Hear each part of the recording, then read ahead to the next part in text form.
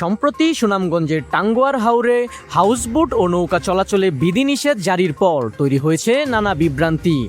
সামাজিক যোগাযোগ মাধ্যমে অনেকেই প্রশ্ন তুলছেন, তবে কি আর টাঙ্গুয়ার হাওরে বেড়াতে যাওয়া যাবে না? সত্যিই কি বন্ধ হয়ে যাচ্ছে হাওরের পর্যটন, নাকি মূল ঘটনা সম্পূর্ণ ভিন্ন? হাওরে যাওয়ার পরিকল্পনা থাকলে আজকের এই তথ্যগুলো আপনার জানা অত্যন্ত জরুরি। প্রথম প্রশ্ন, টাঙ্গুয়ার হাওরে কি পর্যটন বন্ধ করা হয়েছে? এক বাক্যে উত্তর হলো না। টাঙ্গুয়ার হাওরে পর্যটন পুরোপুরি বন্ধ করা হয়নি, তবে পরিবেশ রক্ষায় হাওরের একটি নির্দিষ্ট সংরক্ষিত অংশে সব ধরনের পর্যটকবাহী ও ইঞ্জিন চালিত নৌকা চলাচলে অনির্দিষ্টকালের নিষেধাজ্ঞা জারি করা হয়েছে। কিন্তু হঠাৎ কেন এই কঠোর সিদ্ধান্ত?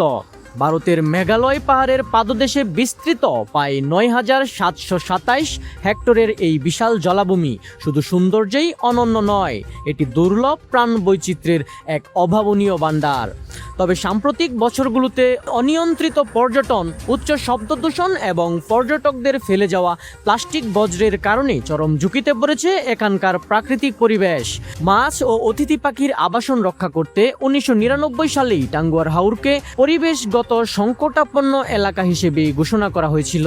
সম্প্রতি পরিবেশ সুরক্ষায় টাঙ্গুয়ার ও হাকালুকি হাওর সুরক্ষা আদেশ ২০২৫ জারি করা হলেও নজরদারির অভাবে অনেকেই নিয়ম মানছিলেন না।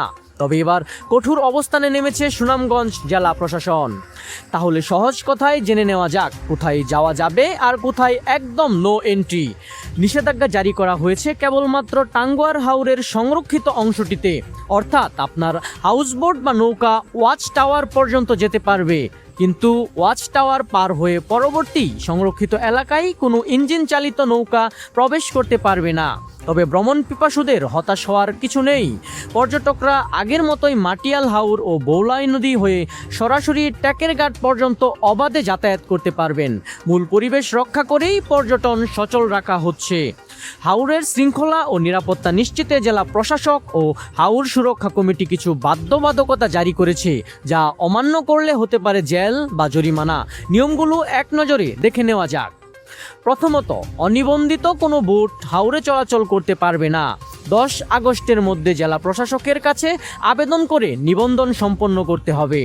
দ্বিতীয়ত, হাওরে উচ্চ শব্দে গান বাজনা, সাউন্ড বক্স কিংবা হইচই করা একদম নিষেধ।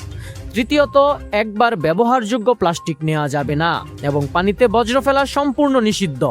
চতুর্থত, প্রতিটি নৌকায় পানি বিশুদ্ধকারী ফিল্টার, সেপটিক ট্যাঙ্ক এবং অন্তত ২টি করে ডাস্টবিন রাখতে হবে। পঞ্চমত, বোটের দৈর্ঘ্য সর্বোচ্চ ১০০ ফুটের মধ্যে হতে হবে। পর্যাপ্ত লাইফ জ্যাকেট, লাইফ বয় রিং এবং অগ্নি নির্বাপক যন্ত্র রাখা বাধ্যতামূলক। পঞ্চমত, বোটের দৈর্ঘ্য সর্বোচ্চ ১০০ ফুটের মধ্যে হতে হবে। পর্যাপ্ত লাইফ জ্যাকেট, লাইফ বয় রিং ও অগ্নি নির্বাপক যন্ত্র রাখা বাধ্যতামূলক। ষষ্ঠত, ভ্রমণ শুরুর আগেই পর্যটকদের নিয়মাবলী জানাতে হবে এবং বোটে ফায়ার সার্ভিস, পুলিশ ও হাসপাতালের নম্বর টাঙিয়ে রাখতে হবে। এবং সপ্তম নিয়মটি হলো, ঝড়, বৃষ্টি, বজ্রপাত বা বৈরী আবহাওয়ার সময় পর্যটক পরিবহন পুরোপুরি বন্ধ রাখতে হবে। সরকারের এই উদ্যোগকে সাধুবাদ জানিয়েছে সাধারণ ভ্রমণকারী ও বোট মালিকরা। তবে তাদের সামনে এখন একটি বড় চ্যালেঞ্জ। বোটের সেফটিক ট্যাঙ্কে জমা হওয়া বজ্র হাওরের বাইরে এনে ঠিক কোথায় ফেলা হবে, কারণ নির্দিষ্ট বজ্র ফেলার স্থান এখনো বরাদ্দ হয়নি। তবে জেলা প্রশাসন আশ্বস্ত করেছে দ্রুতই নির্দিষ্ট জায়গা বরাদ্দ দিয়ে এই সমস্যার স্থায়ী সমাধান করা হবে। সুতরাং বিষয়টি এখন পরিষ্কার, টাঙ্গুয়ার হাওরে পর্যটন বন্ধ হচ্ছে না, বরং অনিয়ন্ত্রিত পর্যটন বন্ধ করে একে একটি টেকসই শৃঙ্খলার মধ্যে আনা হচ্ছে।